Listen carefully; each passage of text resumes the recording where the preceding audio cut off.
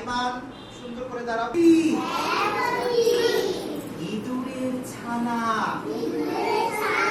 ছোটে নাই ছোট তার একেবারে কানা। ভাঙা এক দেরাজে ঝুল মাথা কোলে মার বুকে শুয়ে শুয়ে মার কথা শোনে। যে তার চোখ ফুটে সেই দেখেছে